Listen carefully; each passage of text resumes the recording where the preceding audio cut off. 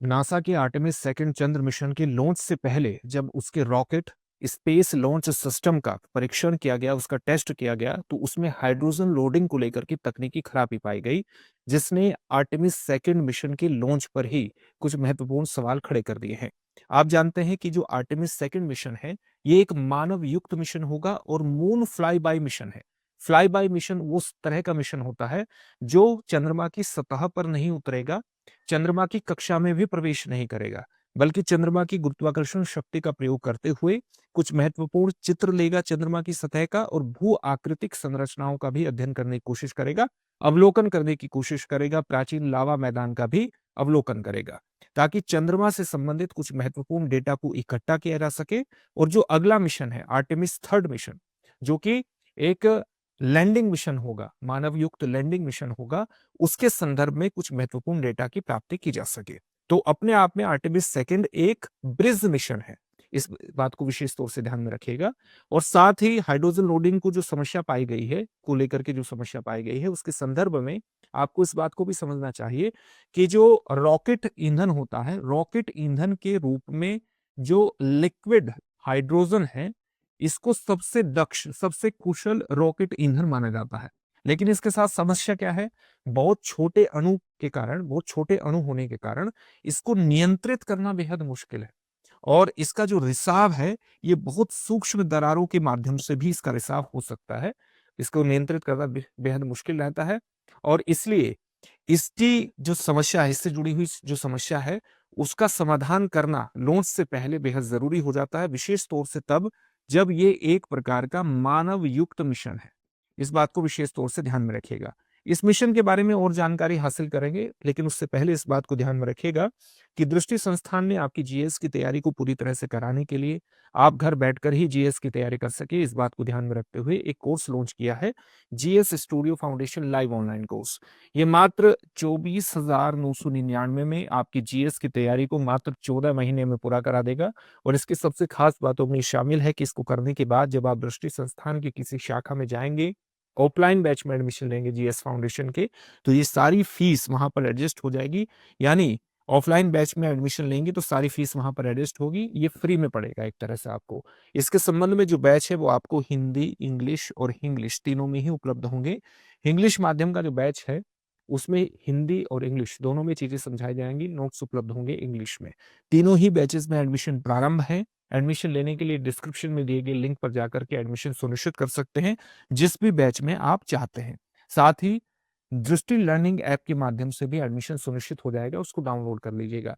इस फीस पर अगर आपको मैक्सिमम डिस्काउंट चाहिए तो इस कोर्स को लेने के दौरान आप मनीष कोड का इस्तेमाल करिए। मनीष कोड का इस्तेमाल करने पर आपको मैक्सिमम डिस्काउंट यहाँ पर प्राप्त होगा। साथ ही इस फीस को आप ईएमआई पर भी जमा करा सकते हैं। इसके अंतर्गत आपको 18 टेस्ट उपलब्ध होंगे प्रीलिम्स और मेंस के, साथ ही जो भी पढ़ाया जाएगा उसकी पीडीएफ फाइल मिलेगी। 2 वर्षों तक करंट अफेयर्स की क्लासेस का एक्सेस रहेगा। अपने आप में संपूर्ण पैकेज है, एडमिशन में देरी मत करिएगा। किसी भी प्रकार का डाउट हो तो 8750187501 पर कॉल कर लीजिएगा। अब इस मिशन के बारे में, यानी जो आर्टेमिस सेकंड मिशन है, आपने ये तो समझ लिया कि ये एक किस प्रकार का मिशन है, ब्रिज मिशन है, जो कि आर्टेमिस थर्ड के लिए एक पृष्ठभूमि का निर्माण करेगा। और आर्टेमिस से थर्ड मिशन किस प्रकार का मिशन होगा, एक लैंडिंग मिशन होगा। इस बात को ध्यान में रखिएगा। ये किस प्रकार का मिशन है, ये फ्लाई बाय मिशन है।